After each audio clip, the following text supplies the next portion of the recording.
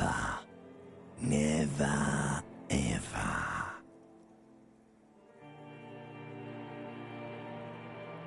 Never, ever, ever, baby. An inordinate amount of time passes. It is utterly void of struggle. No ex-wives are contained within it. An awareness creeps up on you. A mass lies hidden in your dead angle, soaking in some lurid acidic source. It's bloated and shameful. A ball of meat surrounding you. This is a terrible... Ex-love.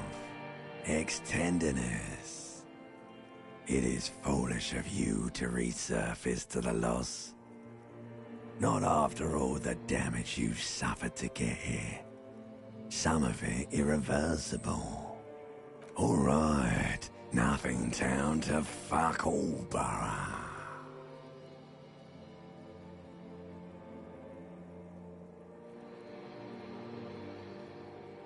Do you want me to upgrade that to a one-way trip, sir? The song of death is sweet and endless.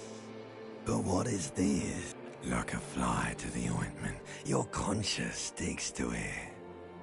The limbed and headed machine of pain and undignified suffering is firing up again.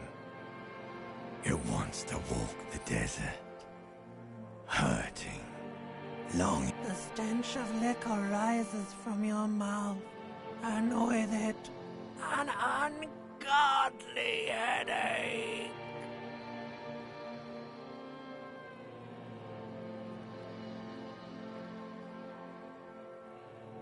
A fiery streak penetrates your skull, trying to force your eyes open. Somehow, you know what it is. A Caprice Canema motor carriage.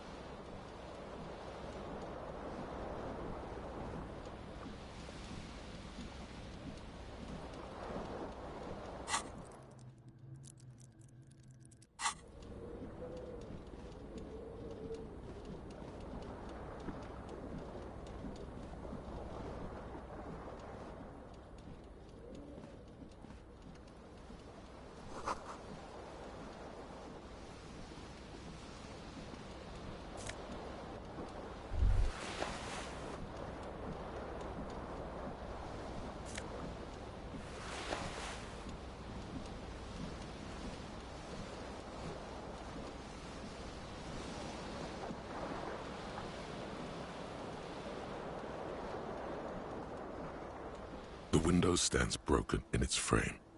Cold wind blows in.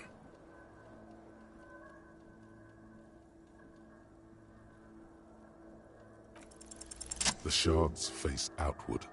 Whatever broke this window came from the inside.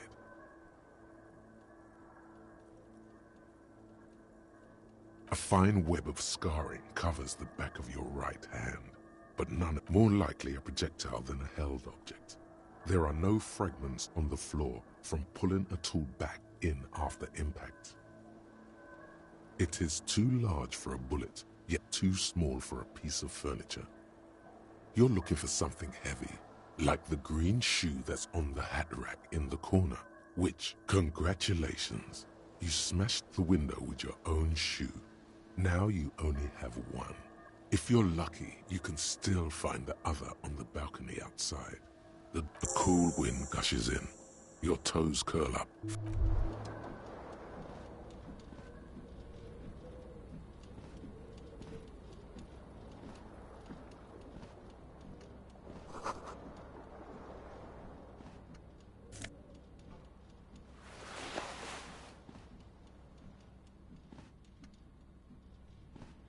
A mirror hangs above a bent and broken sink. In a fierce discharge of hot water sprays from the base and steam covers the mirror. Suddenly, you realize you have no memory of the face that awaits you there, underneath the soft vapor.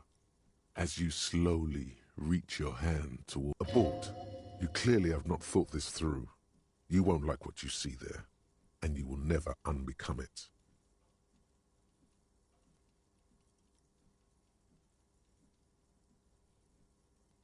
Behold. You have no idea who this thing is, do you?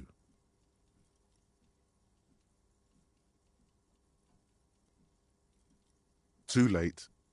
You clearly have rigor mortis on your face. Oh wait, is that an expression? Are you trying to make an expression with that face? Why? Please stop. It's horrible. You're scaring yourself. Oh my God. You can't stop. It's like it's not even voluntary anymore. What does it even mean? What is the emotion you're trying to convey?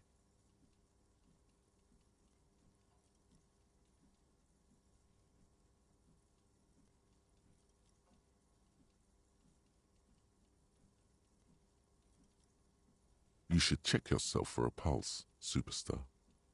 From here it looks like a cadaverous spat. You find no sign of life on your swollen neck. However, putting your hand on your chest reveals an irregular heartbeat. You appear to be alive, for now.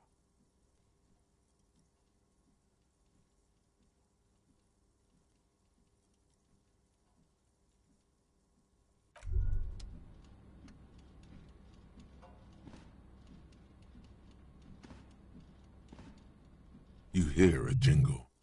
Keys are clinking in the pocket of your flare. It says, whirling in rags, on the aluminium keyring. There is a single key.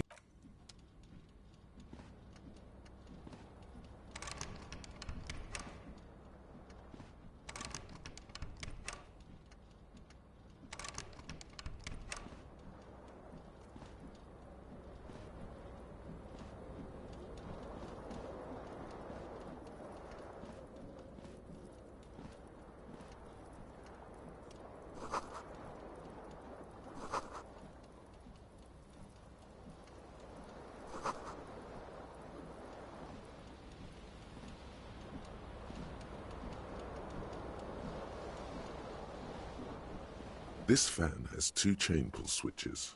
One ends in a tiny fan, the other in a light bulb. A truly horrific necktie has somehow attached itself to one of the blades. The blades come squeaking to a halt. It should be easier to reach the tie now.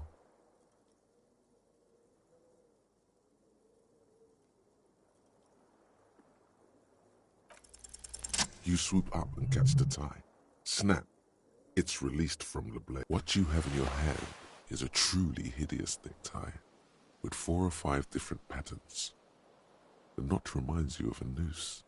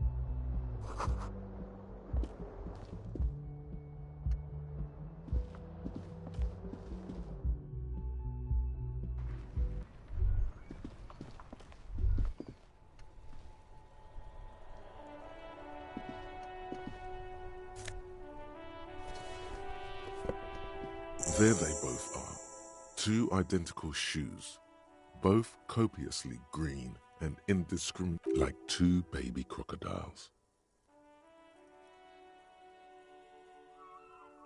Good, they're balanced, comfy.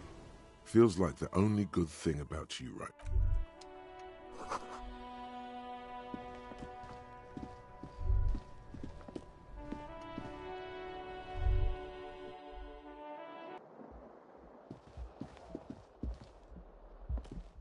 Hello, officer.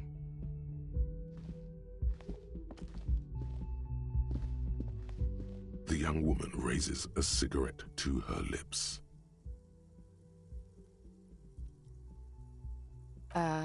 No.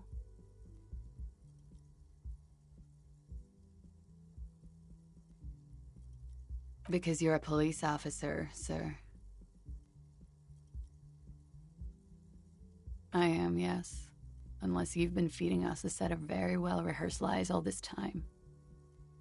You've been here for 3 days, on official police business. Couldn't say. In truth, so far... You have no doubts about the drinking. But do you strike yourself as a tight-lipped drunk? She must have heard something.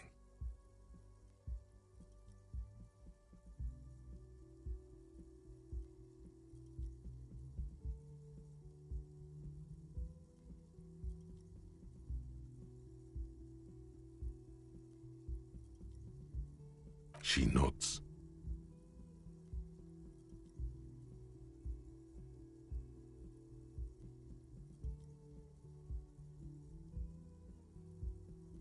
Good monologue.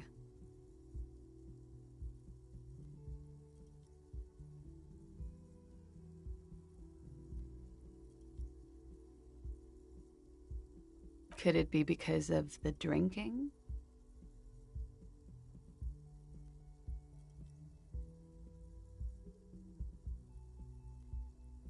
Don't be so harsh on yourself. They let almost anyone be a police officer. Of course. Be careful, officer. They don't like the police around here. She looks back at you, a light glinting. Goodbye.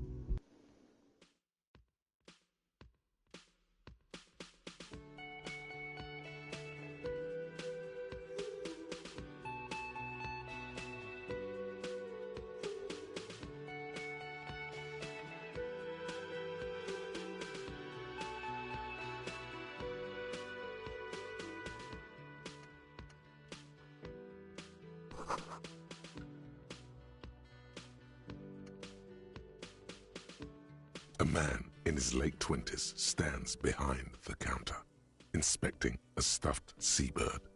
As you approach, that was disdain in his eyes. Even now he's purposely ignoring you.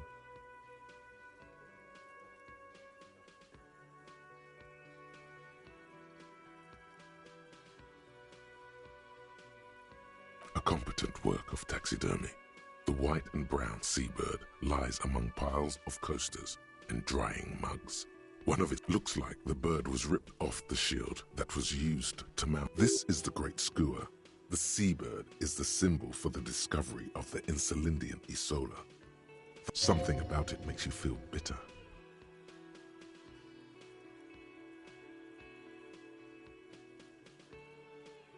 Look, your buddy is over there. Why don't you go and talk to him, okay? He pretends not to hear you, concentrating on the bird instead.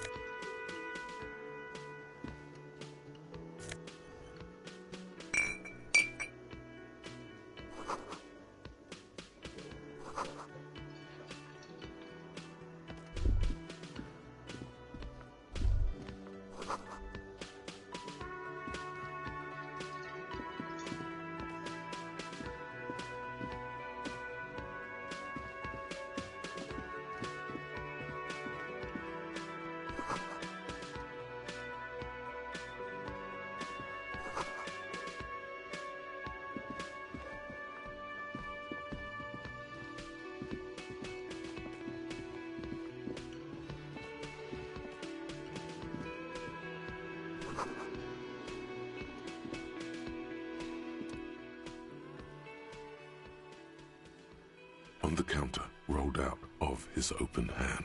You see a blister pack of headache medicine. The man does not mind. You probably need them more. You've just picked up some magnesium. This item is stored in the bottom left corner of the screen above your character portrait. Use magnesium to heal your morale if you have morale damage.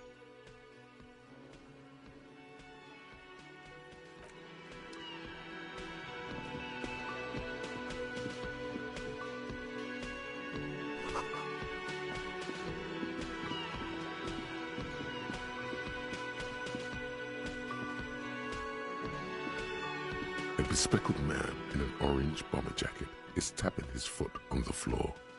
As you approach, he narrows his eye. If an assault were launched on this building right now, if the windows came crashing down and the whole world descended upon you, this man would hurl himself in death's way to save you. You are sure of this, but why? Hello, I'm Kim Kitsuragi, Lieutenant, Precinct 57. You must be from the 41st. You realize he's waiting for your name. This is your chance to come up with a really good name for yourself.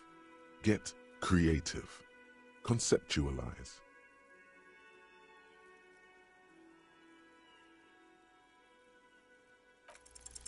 Concentration makes you squint your eyes. Your name should be deep gold and orange, like a forest fire looming on the horizon, but mixed with the stench of liquor rising from your breath.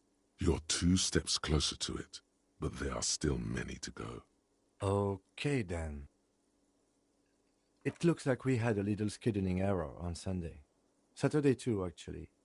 Have you had time to talk to the manager here? What he means is, he has been trying to meet up with you for 2 days, but you have been otherwise occupied. If you don't mind, we should talk to him again. Ask him for a rundown of the area. Now that I'm here as well. It also wouldn't hurt to assure him the police are finally here. In full force, I mean.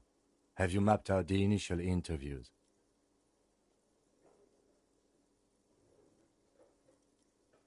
Okay, we'll have time for that after we take a look at the coroner's case. Have you removed the dead body from the tree? Mm-hmm.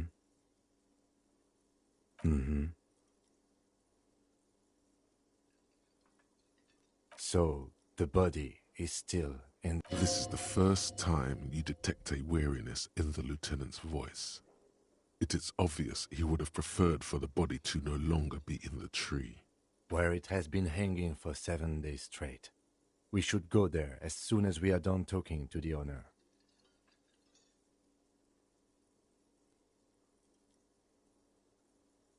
I can see you drank last night and the night before, and that you are still drunk now. But I have seen officers go through worse. If you need something for your headache, there is a general store nearby. But as I said, the dead body should be our #1 concern. I was sent here to meet a detective from Precinct 41. You have the insignia of the Citizens Militia on your sleeve, and I suppose you could be impersonating him.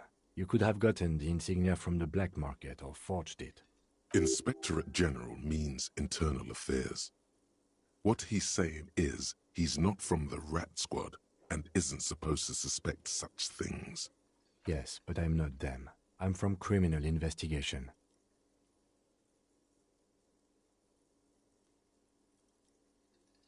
Yes.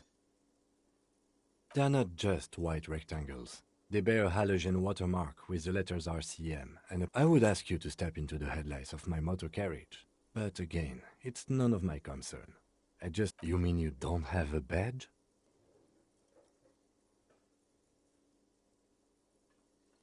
Losing your identification card is a serious matter. My vehicle has a shortwave. You can use it to report your badge missing. I would advise you to locate it as quickly as possible. But getting the body down should still take precedence. After you, officer. Lieutenant Kitsuragi is now in your party. You can talk to him whenever, but...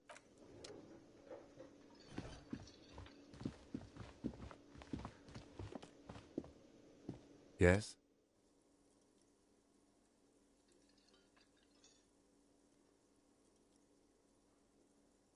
No response. He just arches his... He's having trouble processing it, believing it even. A moment passes.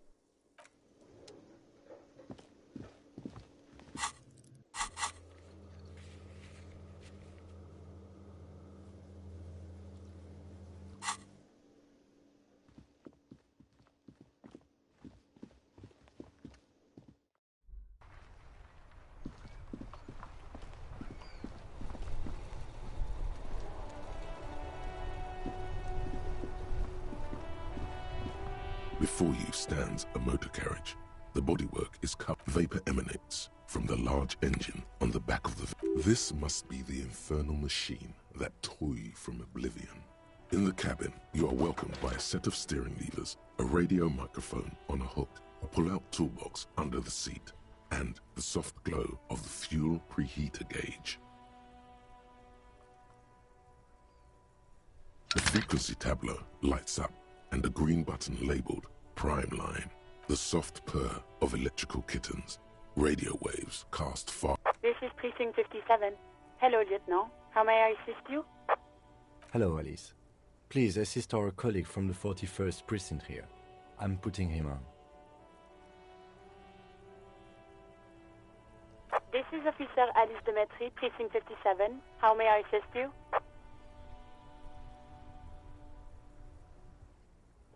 Just a second, officer.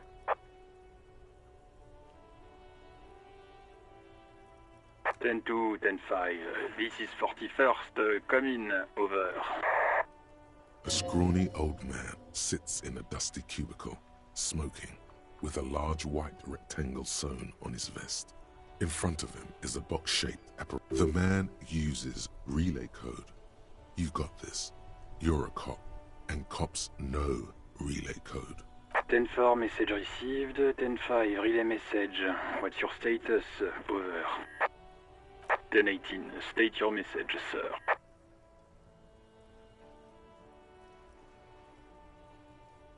10-9, over. 10-4, message received. This is a very serious situation. I need to 10-22 the captain. Over. Is it him? What does he want? Says he lost his badge and needs to report it. He what? He lost his badge? Who lost his badge? Dick fucking Mullen. Who do you think? It's Officer Dick Mullen from the bestseller Dick Mullen and the Lost Identity. Dick Mullen is not your name. It's the name of a fictional detective who would not lose his badge. Defend yourself. Immediately. They're laughing at you.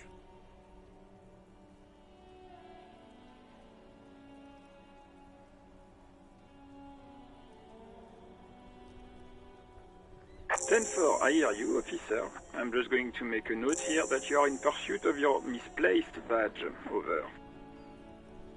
Fuck me. Mac, come here. You've got to hear this. Dick Mullen lost his badge. What's going on? Super Cop here lost his badge. He lost his what now? His badge.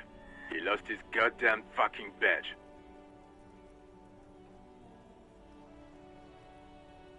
10-9, come again. I didn't get that. Over. New heights even for Captain Sober. Ask him.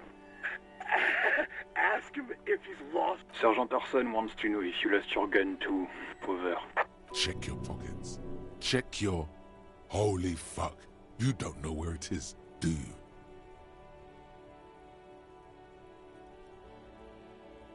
Okay, it's gone. Your gun... 10-9, come in, officer. Did you get my question? We were wondering about your gun. Over.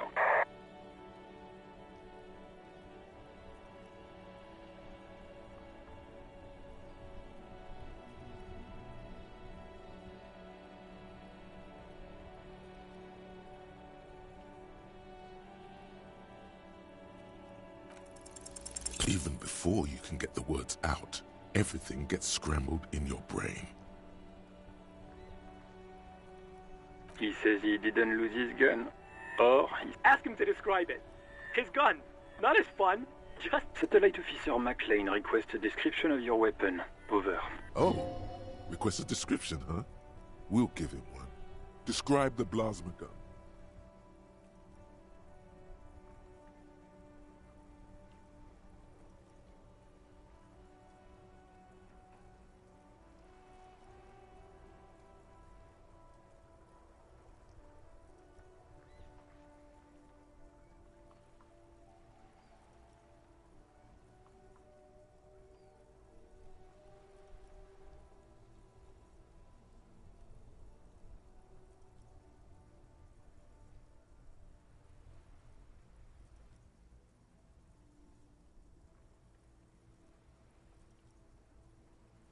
He says it's just a regular gun. Sounds like it's being deliberately. Detective Mullen has done it again. Oh, dear God, he lost his gun. Oh my. This isn't really a laughing matter. Mac can face a giant of Coco Nur by himself. Oh, I can't. Fuck. He lost his... I'm not going to. Ask him. Sergeant Orson here is wondering if you are still in possession of your genitalia. Over.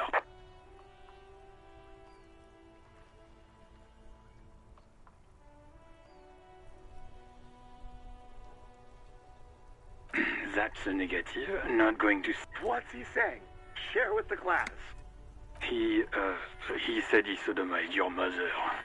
The prick ate Mama's vanilla waffles at the captain's birthday party. Some nerve he's got. Sure her vanilla waffles were the only thing he ate? Shut up, Chester. This isn't funny. This is... Tell him to apologize right now.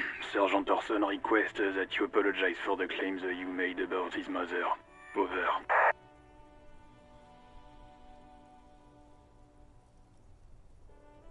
Mac, he says you shouldn't have antagonized the firewalker. Who? Satellite Officer V. I'm afraid he might be referring to himself as... Firewater? He's lost it. Fuck it. Tell him to find it. Satellite Officer V. 10-4, affirmative. Officer is in pursuit. Oh, God, Officer, do you need further assistance? Over. Roger that. 10-10. Over and out.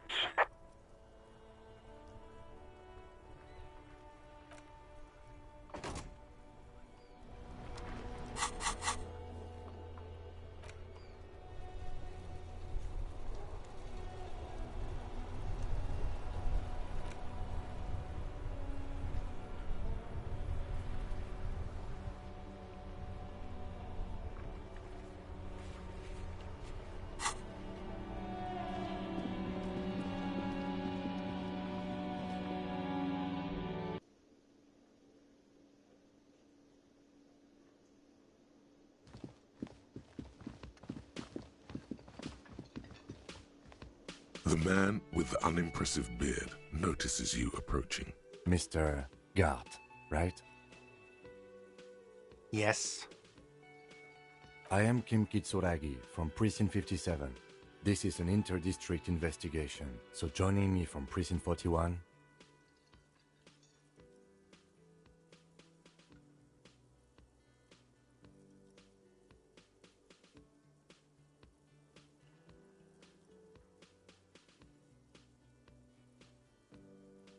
Right. Now, I know it took us a while to arrive at the scene. It also... No, I only just got here. It was probably Sylvie who called you. She usually works the bar here. Do you have her number? As a matter of fact, I do. You said you just got here. From where? Are you... What, of Martinez? No.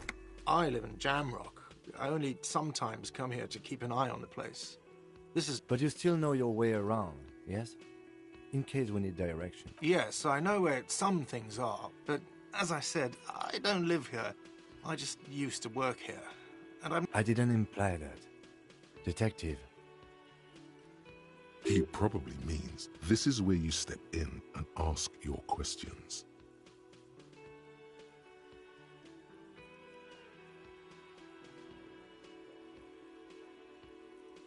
His face expresses profound doubt in your having this. Behind this building, there's a courtyard. They hoisted him up on a tree there. That's easy. See that door there? First you exit through that. Then, to your right, you should see a big hole in the fence. A really big one. You can get to the courtyard through there. No need for the keys. The hole is big enough for the Franco-Nigerian cavalry to fit through.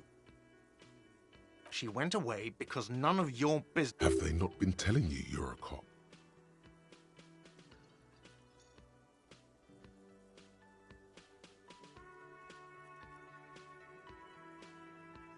Okay, you got me. She went away because of the dead body out back.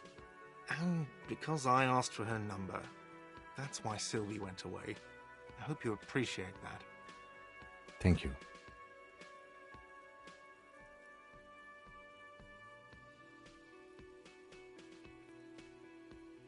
I asked an employee out. She didn't want to come, but felt obliged to. It was a bad idea. Now, what is so goddamn fascinating about that for you? It's got nothing to do with the lynching.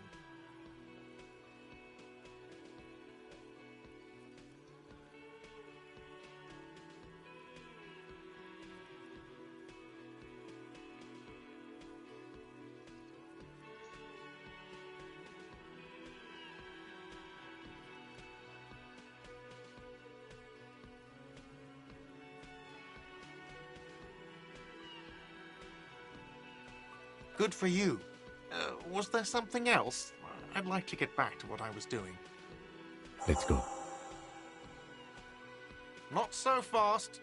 You owe me 130 real.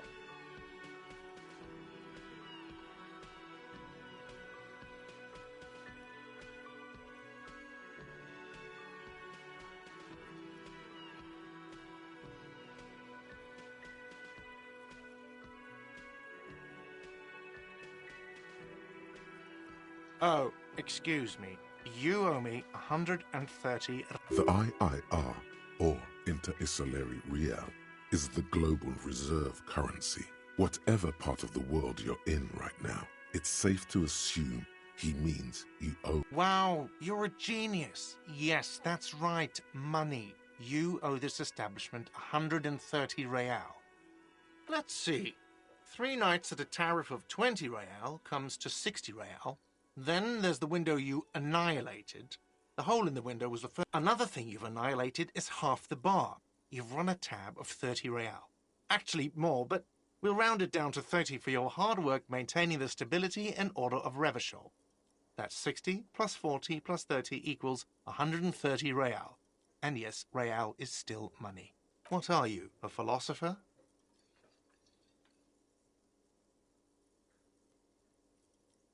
Money is what grown-up people use to pay for things. Things like this hostel room, or 8 bottles of potent blend, and 9 packs of Royal Extra.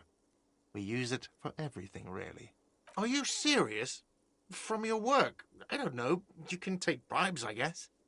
I'm sorry. Some do take recompense, but only to survive.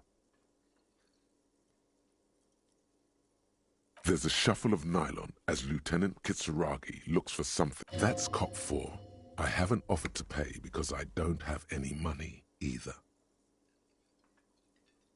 I'm sorry, but he has to pay. I can't let him stay here any longer if he doesn't. If he doesn't have the... Officer, maybe you're better off working this from home for now. You live in Jamrock, right? It's not that far away.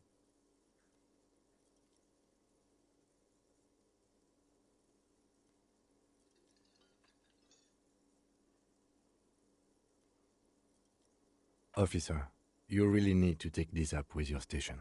I have a shortwave radio in my car. Call them, ask for assistance. Good luck.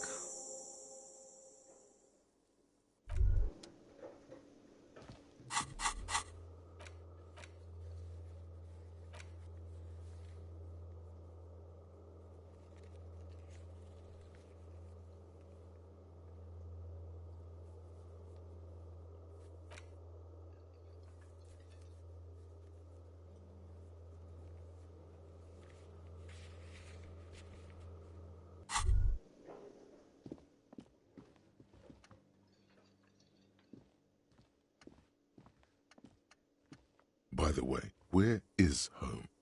The address is coming up blank, but you've been at this hostel cafeteria for only 3 nights. Where were you before? You had to be somewhere. You don't really know, do you? South, maybe.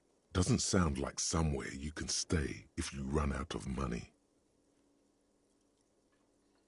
You can try. Run some addresses in your head when you get the time. Maybe a street or an apartment.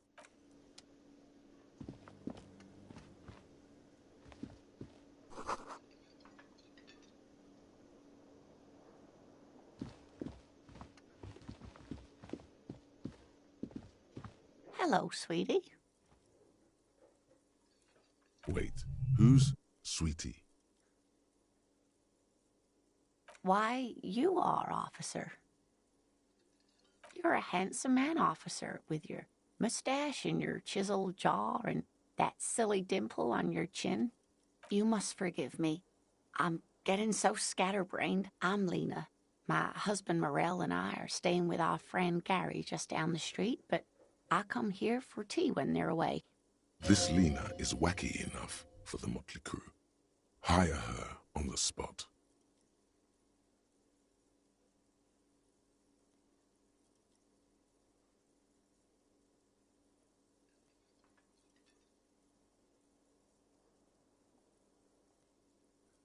Whatever do you mean?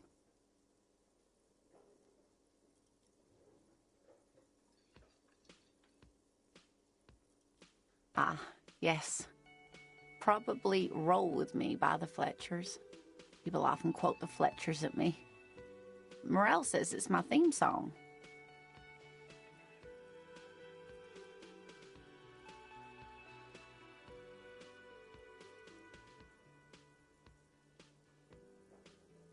Of course, dear.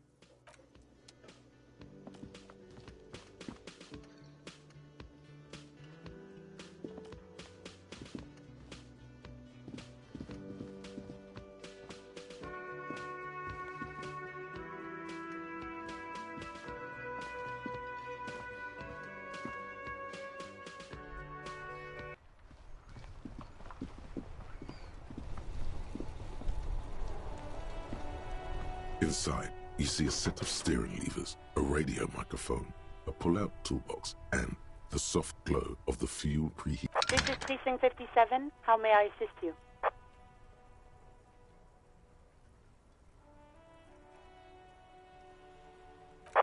Right. 10-4, come in.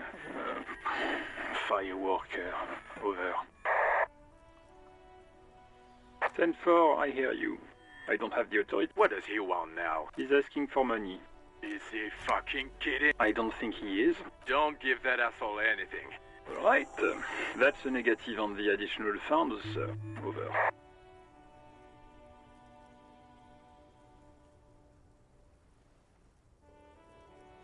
Anything else, sir? Over. Okay, 10-4. Wait, before you say anything stupid, think it through.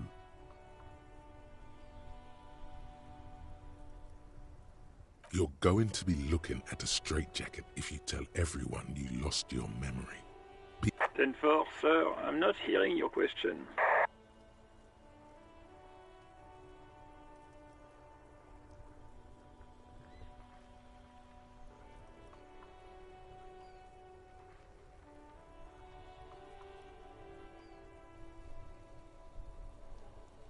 That's a negative, sir. I got a 10-12. Visitors present here. Over.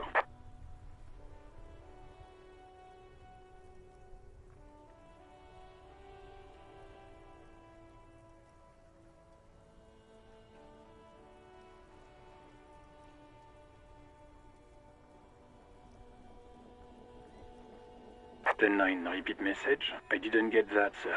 Over. Sir, I will not have you talk to me in this manner. Over. What? What is it? He seems intoxicated and keeps asking. Mullen's drunk and emotionally aggressive. Wrap it up. Don't indulge in his drunken antics. Understood, sir.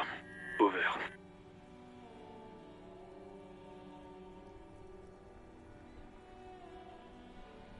Roger that. 10-10, over. This is Precinct 57. How? Of course. What is the number, officer?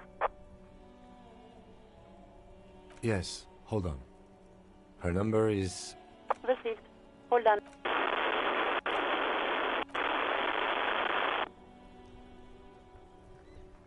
Give it a minute. She might be busy at the moment. Officer, I have Sylvie Malaika on the... Yes, hello?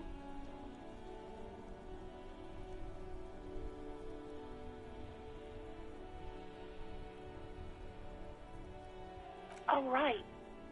Hello, officer. What can I do for you? There is no resentment in her tone. She wants you to ask her out. No question about it.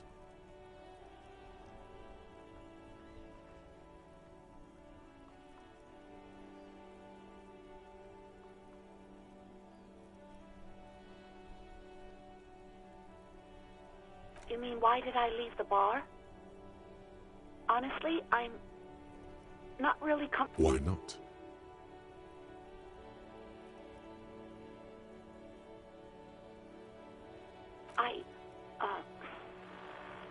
Let's just say I left because I needed to get away from someone. You know whom? What? No, why would you even think that?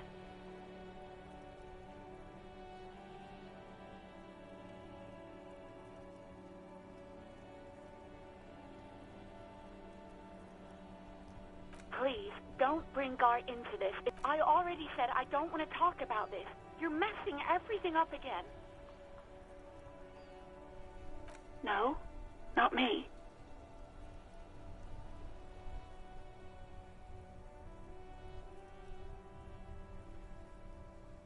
No, sorry. I don't. Not a lot of people don't have the money to have the cables put in again. So the Union has a phone, and there's one further down the coast. Got it. It was someone else. We'll find them sooner or later, officer. It just might take a while.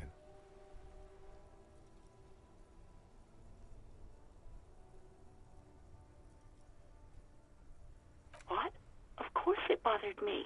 But I thought the Union already knew about the court. No one calls the police. The Union would get angry. You know, what the Union says goes. People listen to them and they take care of their own, which is like everyone here.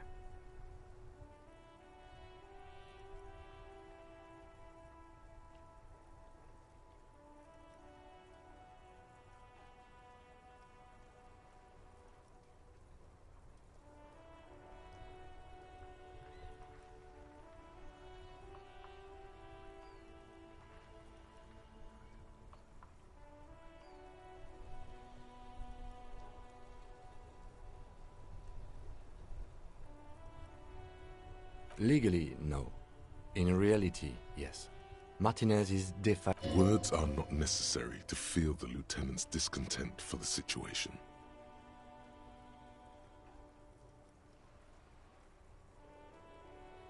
I don't know what to tell you, officer. I didn't call you because I didn't want to get in trouble with the others. With the Union. Yeah, go on.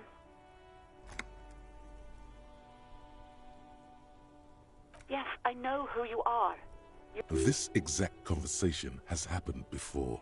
Establishing authority before this young girl seems to have been important to you in the past. Don't go there again.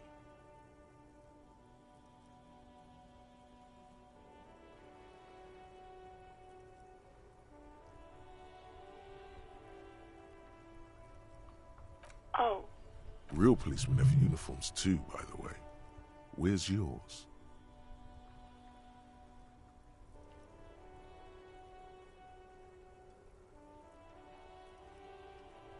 Yes, you absolutely should. It's awful that you lost it. It feels like you haven't worn yours in a long, long time.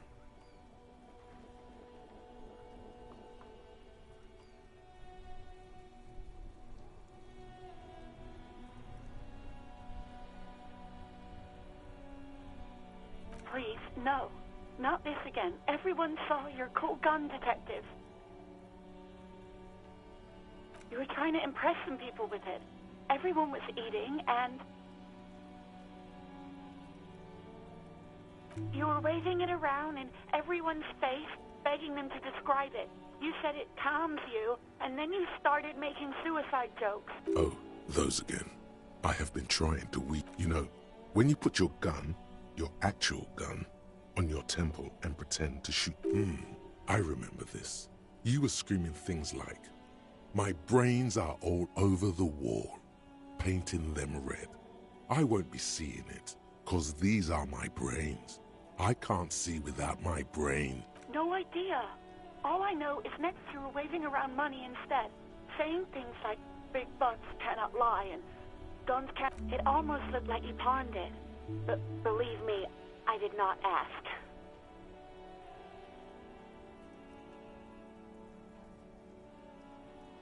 Uniform? I never saw you in any uniform. You had your things on, the disco things.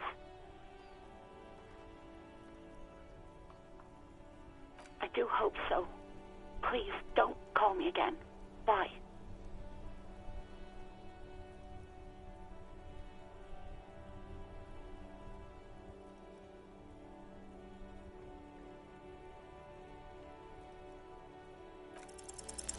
Yes, you have obviously done something to upset her at the Whirling in Rags, when she was still working there.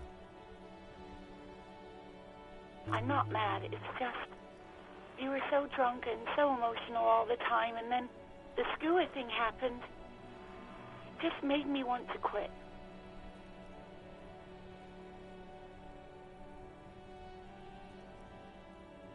The stuffed bird, the great skua, you threw it against the wall.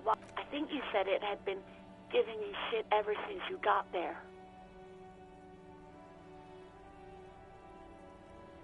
It was a pretty bird, there since I started working in Whirling. I really liked her. We call her Scotty. Yes, obviously. You were the worst client. I've had sailors fighting, union guys grabbing my ass, kids stealing booze. Once a guy was glued to the karaoke machine. Well, you were worse than all of them. Honestly, you were even about little things like not turning down the volume at 3 a.m. I even liked one of those songs you kept listening to on repeat. We Go On by the O.O. I can't listen to it anymore. You've turned it into a parody. To hell with that song. Then there was your room. Your project. An experiment to see. I tried to send the cleaner, but you wouldn't let me. Threatened to make me understand. And then you screamed something about being the most boring person alive and how everyone leaves you because you're just so boring. And then I had to deal with your toilet. The one you clogged with police documents, causing water damage downstairs in the kitchen. I won't even mention you waving your gun around, harassing customers, threatening. The ones damn it, I don't remember what I did to your damn papers. I don't remember, especially when there's a hurricane loose. It's your fault for losing. Something in you wants to immediately forget about this, as if there was a reason you threw them away. No, you really weren't. You were simply the worst.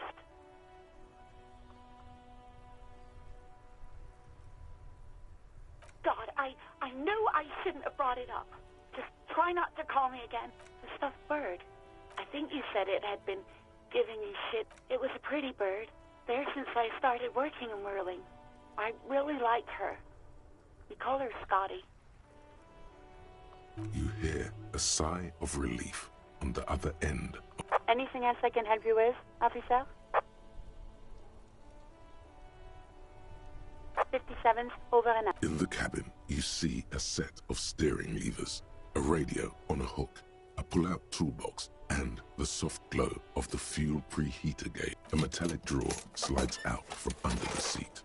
Take what you need, officer. It's going to be a long case. I'm not protective of my tools. He's clearly a little protective of his tools. But what can you do? Work is work.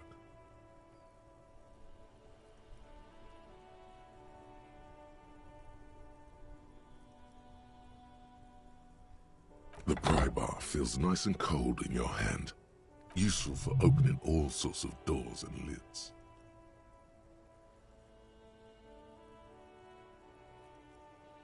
The handles are long and sleek.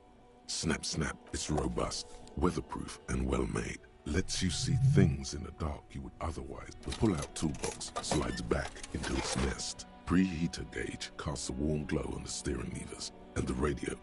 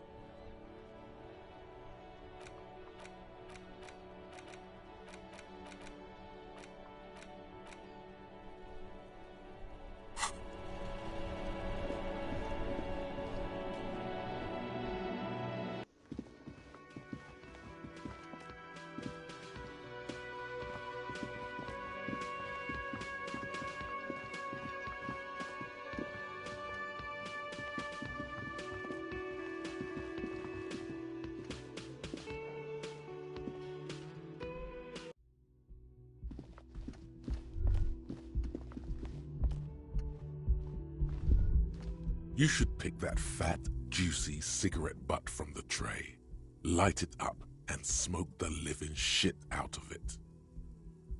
Who knows what you are? A monster, a murderer, the gnome of Jeroma? You feel like a smoker. How very astute of you. This renders it ineffectual.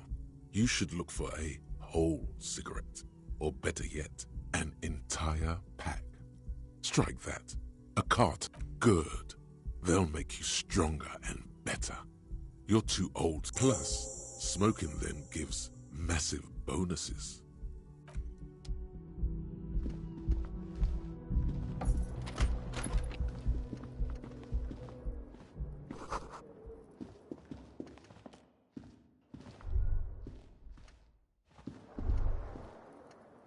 Kim also tries not to look at the pile of taped viscera on the carpet, or the weird suitcase on the hat rack, or the potted plant dying in the corner.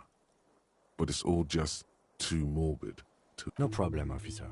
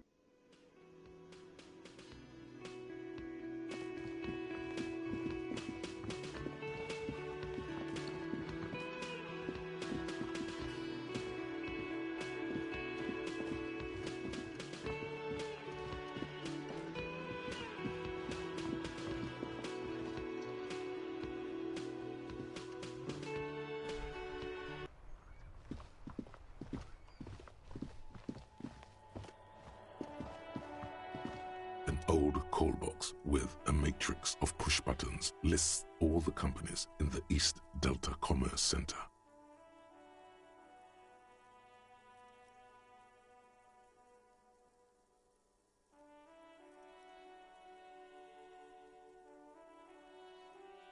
An off-key melody starts playing after you ring the doorbell.